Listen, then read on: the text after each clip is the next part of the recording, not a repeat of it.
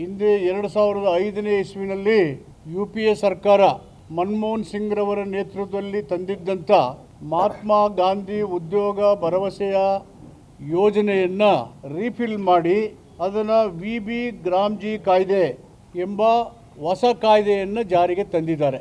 ಸಂವಿಧಾನದ ದುಡಿಯುವ ಹಕ್ಕನ್ನು ಮತ್ತು ಬದುಕುವ ಹಕ್ಕನ್ನು ಒಳಗೊಂಡಿದ್ದಂಥ ಕಾಯ್ದೆ. Right to work and right to leave,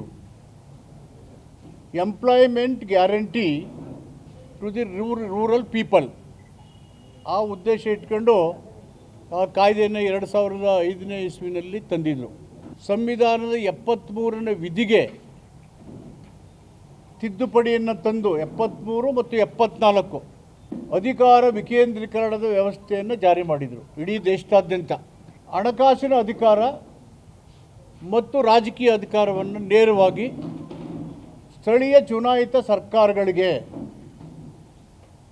ಕೊಟ್ಟಿದ್ದರು. ಮಹಾತ್ಮ ಗಾಂಧೀಜಿಯವರ ಕನಸು ಅಂತ್ಯೋದಯ ಮತ್ತು ಸ್ವರಾಜ್ಯದ ಪರಿಕಲ್ಪನೆ. ಭಾರತ ಹಳ್ಳಿಗಳ ನಾಡು, ಹಳ್ಳಿಯ ಉದ್ಧಾರವಾಗುವುದ ಹೊರತು ಭಾರತ ಉದ್ಧಾರ ಆಗಲ್ಲ ಅನ್ನೋದು ಮಹಾತ್ಮ ಗಾಂಧೀಜಿಯವರ ಬಲವಾದಂಥ ನಂಬಿಕೆ ಮತ್ತು ಆ ಕಡೆಗೆ ಆ ರೀತಿಯ ಕಾರ್ಯಕ್ರಮಗಳನ್ನು ಕೊಡಬೇಕು ಅನ್ನೋದು ಗಾಂಧೀಜಿಯ ಉದ್ದೇಶ ಆಗಿತ್ತು. ಅಷ್ಟಕ್ಕೂ ಅವರು ದೇಶದ ಸ್ವಾತಂತ್ರ್ಯದ ನೇತೃತ್ವವನ್ನು ವಹಿಸಿ ಅಹಿಂಸಾತ್ಮಕ ಮಾರ್ಗವಲ್ಲದ, ಹಿಂಸೆಯನ್ನು ಪ್ರಚೋದನೆ ಮಾಡದ, ದ್ವೇಷವನ್ನು ಹರಡದೇ ನಾನ್ ಕೋಆಪರೇಟಿವ್ ಮೂವ್ಮೆಂಟ್ ಮುಖಾಂತರನೇ ದೇಶವನ್ನು ದಾಸ್ಯದಿಂದ ಬಿಡಿಸಂಥವ್ರು.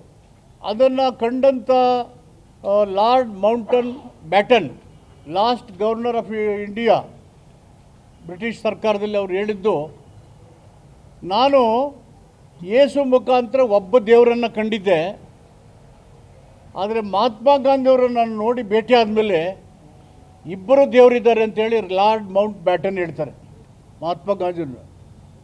I believed up till now there is only one God in the form of Jesus Christ.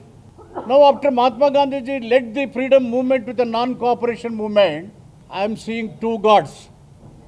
One is in Jesus Christ, the other one is Mahatma Gandhiji. ಅಂಥ ಉದಾತ್ತವಾದಂಥ ದೇಹದ್ವೇಷಗಳನ್ನು, ಭಾರತದ ದಾಸ್ಯವನ್ನು ಮತ್ತು ಇಡೀ ಪ್ರಪಂಚಕ್ಕೆ ಹಿಂಸೆಯನ್ನೇ ಪ್ರಚೋದನೆ ಮಾಡದೇ ಅಸಹಕಾರ ಮತ್ತು ಅಹಿಂಸಾತ್ಮಕ ಮಾರ್ಗಗಳ ಮೂಲಕ ದೇಶದ ಜನರನ್ನು ಬಿಡುಗಡೆ ದೇಶದ ಮಹಾತ್ಮ ಅವರು, ಫಾದರ್ ಆಫ್ ದಿ ನೇಷನ್, ಅವರ ಹೆಸರನ್ನೇ ಕಿತ್ತಾಕಿದ್ದಾರೆ. It's a national insult.